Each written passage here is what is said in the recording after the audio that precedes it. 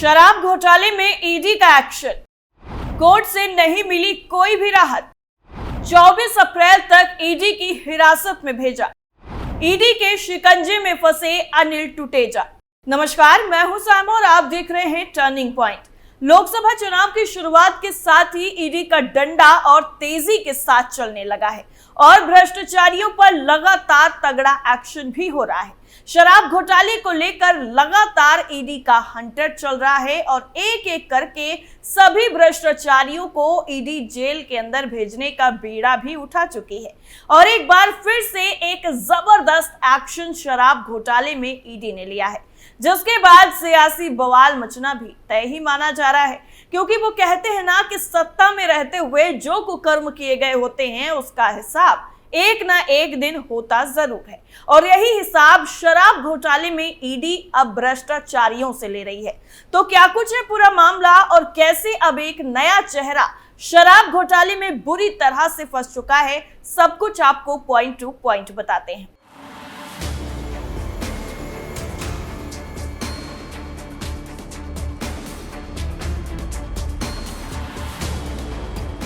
लोकसभा चुनाव के बीच में ईडी के एक्शन से भ्रष्टाचारी थर-थर कांप रहे हैं और किसी भी तरह से उससे बचना चाहते हैं, लेकिन ईडी जिस तरह से एक्शन ले रही है उससे भ्रष्टाचारियों की सांसें फूल रही हैं। दरअसल छत्तीसगढ़ में हुए 2000 करोड़ के कथित शराब घोटाला मामले में ईडी की गिरफ्त में आकर एक दिन के लिए जेल भेजे गए पूर्व आईएएस अनिल टुटेजा को अब 2 दिन और जेल में ही रहना पड़ेगा।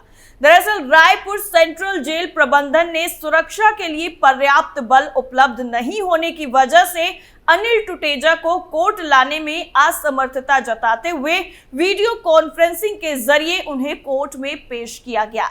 23 अप्रैल को ही डीजे कोर्ट ने मामले की सुनवाई करते हुए टुटेजा को 2 दिन की न्यायिक रिमांड में रखने का फैसला सुनाया। दरअसल पीएमएलए कोर्ट के स्पेशल जज के छुट्टी से वापस आने पर 24 अप्रैल को फिर से टुटेजा को कोर्ट में पेश कर रिमांड पर लेने की डीजे कोर्ट ने निर्देश दिए हैं। पूछताछ के बाद ईडी ने बेटे यश टुटेजा को छोड़ा। दरअसल प्रवर्तन निदेशालय यानी ईडी की तरफ से दर्ज दूसरे इन्फोर्समेंट केस इंफ्रामेंशन रिपोर्ट यानी ईसीआईआर में अनिल टुटेजा की पहली गिरफ्तारी की। वहीं उनके बेटे यश टुटेजा से पूछताछ के बाद उसे छोड़ दिया गया था। जांच एजेंसी के अधिकारियों ने साफ संकेत दिए हैं कि आने वाले दिनों में कुछ और लोगों की गिरफ्तारी भी होने वाली है। बताया जा रहा है कि जेल में बंद अनवर ढेबर और अनिल टुटेजा के बीच में व्हाट्सएप पर कई चैट के साथ ही दस्तावेज मिले हैं, जिसमें कई प्रभावशाली लोगों के बीच लेन देन का जिक्र भी है। शराब घोटाला मामले की जांच एसीबी ईओडब्ल्यू के अलावा ईडी भी कर रही है। अनिल टुटेजा और उनके बेटे को ईओडब्ल्यू ने पूछताछ के लिए बुलाया था और इस दौरान अनिल टुटेजा और उनका बेटा ईओडब्ल्यू ऑफिस से निकले और उसके बाद ईडी के अफसरों ने दोनों को हिरासत में लेकर जोनल कार्यालय में लेकर चले गए थे। लंबी पूछताछ के बाद ईडी के अफसरों ने यश टुटेजा को देर रात छोड़ने के साथ ही पूछताछ की जरूरत पड़ने पर हाजिर होने के निर्देश दिए। इतना ही नहीं, दूसरी तरफ शराब घोटाले के मामले में ईडी और भी एक्शन लेने की तैयारी में है, इसके साफ तौर पर संकेत मिल रहे हैं। दरअसल छत्तीसगढ़ में शराब घोटाले मामले को लेकर ईडी की कार्रवाई लगातार जारी है। टुटेजा की गिरफ्तारी के बाद भी ये कार्रवाई चल रही है। इस कड़ी में 22 अप्रैल को ही दिल्ली के 2 शराब कंपनियों के प्रतिनिधि ईडी ऑफिस पहुंचे, जहां उनसे लंबी पूछताछ की गई। शराब घोटाले मामले में ईडी ने नई ईसीआईआर दायर की है। ईडी ने छत्तीसगढ़ में कथित 2000 करोड़ रुपए के शराब घोटाले की जांच के मामले में पूर्व आईएएस अधिकारी अनिल टुटेजा को पहले ही गिरफ्तार कर लिया है और उनकी गिरफ्तारी मनी लॉन्ड्रिंग केस में पीएमएलए के तहत की गई है। स्थानीय कोर्ट ने उन्हें 2 दिन की न्यायिक हिरासत में भेज दिया है। दरअसल अनिल टुटेजा को 22 अप्रैल को विशेष पीएमएलए कोर्ट में पेश किया गया, जहां उन्हें 2 दिन की न्यायिक हिरासत में भेज दिया गया। वहीं ईडी ने टुटेजा की गिरफ्तारी के कारणों का जिक्र 16 पन्नों में किया है। इन दस्तावेजों में उन्हें 2000 करोड़ के शराब घोटाले का किंग पिन बताया गया है। साथ ही ईडी ने यह भी कहा है कि रायपुर के मेयर और कांग्रेस नेता एजाज ढेबर के भाई ने इस घोटाले में प्रमुख व्यक्ति बनकर पूरे सिंडिकेट का संचालन किया है। टुटेजा की गिरफ्तारी के बाद उनसे जुड़े लोगों की धड़कनें भी बढ़ गई हैं। ईओडब्ल्यू ने भी टुटेजा से की है पूछताछ। दरअसल अनिल टुटेजा और उनके बेटे यश को ईओडब्ल्यू ने शराब घोटाले की जांच में बयान दर्ज कराने के लिए बुलाया था। रायपुर में ईओडब्ल्यू एसीबी कार्यालय में उनसे पूछताछ की गई।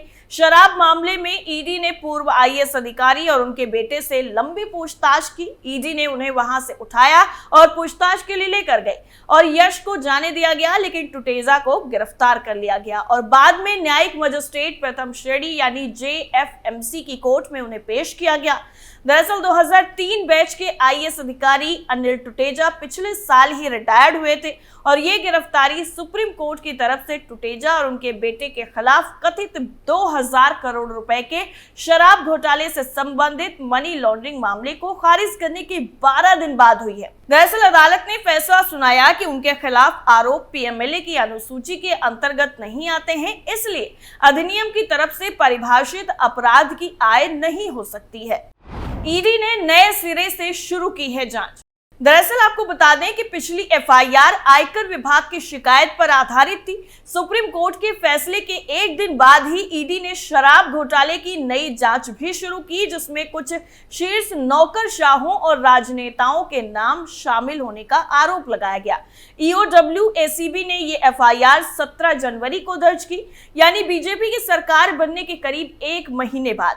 इससे पहले ईडी ने छत्तीसगढ़ में तत्कालीन मुख्यमंत्री भूपेश बघेल के नेतृत्व वाली पिछली कांग्रेस सरकार के कार्यकाल के दौरान ही पीएमएलए के तहत कार्रवाई शुरू की थी। पीएमएलए कोर्ट के सामने दायर अपनी अभियोजन शिकायत में ईडी ने आरोप लगाया कि वरिष्ठ सरकारी अधिकारियों, राजनेताओं और निजी व्यक्तियों वाले एक आपराधिक सिंडिकेट ने 2019 और 2022 के बीच शराब बेचने के लिए एक अवैध प्रणाली स्थापित करके 2161 करोड़ रुपए का मुनाफा कमाया था। ये दावा किया गया कि छत्तीसगढ़ राज्य विपणन निगम लिमिटेड से खरीदी गई शराब की प्रत्येक पेटी के लिए डिलिस्टर से रिश्वत ली गई और देसी शराब को बिना बताए बेच दिया गया। छत्तीसगढ़ का कथित शराब घोटाला उद्योग में भ्रष्टाचार के आरोपों से संबंधित है, जिसमें अधिकारियों और प्रभावशाली पदाधिकारियों को शामिल किया गया है। ईडी के मुताबिक 2019 और 2022 के बीच में कुछ अनियमितताएं सामने आई, जब राज्य संचालित शराब रिटेलर सीएसएमसीएल के अधिकारियों ने डिलिस्टर से रिश्वत ली। दरअसल पिछले साल जुलाई में जांच एजेंसी ने मामले में एक चार्जशीट दाखिल की, जिसमें यह दावा किया गया कि 2019 में शुरू हुए कथित शराब घोटाले में 2161 करोड़ का धन भ्रष्टाचार से जनरेट हुआ था। ईडी के मुताबिक ये पैसा राज्य की तिजोरी में जाना चाहिए था। एजेंसी ने यह भी दावा किया कि अनवर ढेबर और अनिल टुटेजा के नेतृत्व वाले लीकर सिंडिकेट ने छत्तीसगढ़ में बेची गई शराब की हर एक बोतल से अवैध रूप से पैसा कलेक्ट किया। सुप्रीम कोर्ट ने हाल ही में अपनी पिछली एफआईआर को रद्द किया था, जो आयकर विभाग की शिकायत पर आधारित थी, और इसके बाद 10 अप्रैल को ईडी ने शराब घोटाला मामले में एक नया मनी लॉन्ड्रिंग का केस दर्ज किया। लेकिन खास बात यह है कि लेटेस्ट केस जांच एजेंसी को आरोपों की फिर से जांच करने की इजाजत देता है। इतना ही नहीं, एक तरफ तो ये पूरा मामला शराब घोटाले का चल रहा है, तो दूसरी तरफ अभी हाल ही में महादेव ऐप केस में भी प्रवर्तन निदेशालय की तरफ से कोर्ट में दाखिल चार्जशीट में नाम आने पर छत्तीसगढ़ के पूर्व सीएम भूपेश बघेल ने चुप्पी तोड़ी थी। भूपेश बघेल ने इस मामले में सफाई देते हुए ईडी पर कई आरोप लगाए और ये दावा किया कि आरोपियों पर दबाव बनाकर उन्हें फंसाने की साजिश रची जा रही है। भूपेश बघेल ने सोशल मीडिया प्लेटफॉर्म एक्स पर कहा कि ईडी साजिश के तहत लोगों को गिरफ्तार करके उनके खिलाफ बयान दिलवा रही है।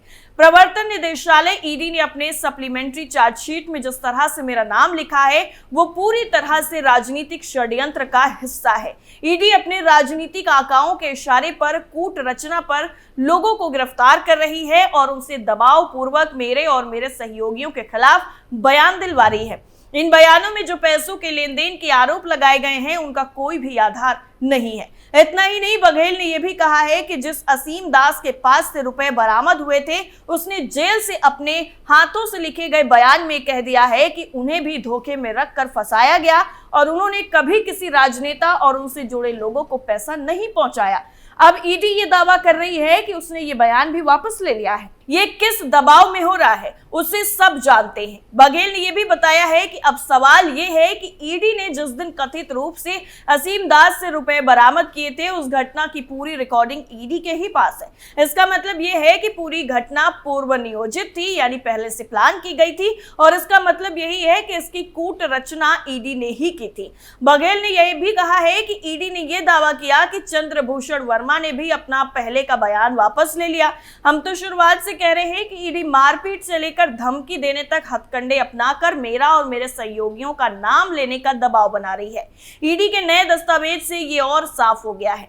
इतना ही नहीं, पूर्व सीएम ने यह भी कहा कि उन्होंने ही महादेव ऐप घोटाले की जांच शुरू कराई थी और जुआखोरी पर लगाम लगाना चाहते थे। महादेव ऐप के घोटाले की जांच मैंने ही मुख्यमंत्री रहते हुए खुद शुरू की थी। मैं चाहता था कि इस पूरे गिरोह का भांडाफोड़ हो और युवाओं को जुआखोरी की ओर धकेल रहे इस अपराध पर रोक लगे। छत्तीसगढ़ सरकार की जांच के आधार पर ही ईडी धन शोधन का मामला बनाकर जांच कर रही है, लेकिन दुर्भाग्य है कि ईडी ने जांच को अपराध की बजाय राजनीतिक दबाव और बदनामी का हथियार बना लिया है। महादेव ऐप के पूरे मामले को जिस तरह से राजनीतिक रंग दिया गया है उससे साफ है कि इसका उद्देश्य अब असली अपराधियों को बचाने और राजनीतिक दुष्प्रचार कर भाजपा को फायदा पहुंचाने का ही रास्ता रह गया है। यानी कुल मिलाकर के चाहे शराब घोटाला हो या फिर महादेव ऐप का घोटाला हो, अब सबके राज एक एक करके खुलते जा रहे हैं और सबके तार कहीं ना कहीं आपस में भी जुड़ते हुए नजर आ रहे हैं। टर्निंग पॉइंट में फिलहाल के लिए इतना ही। बाकी तमाम खबरों के लिए आप जुड़े रहिए कैपिटल टीवी के साथ। नमस्कार।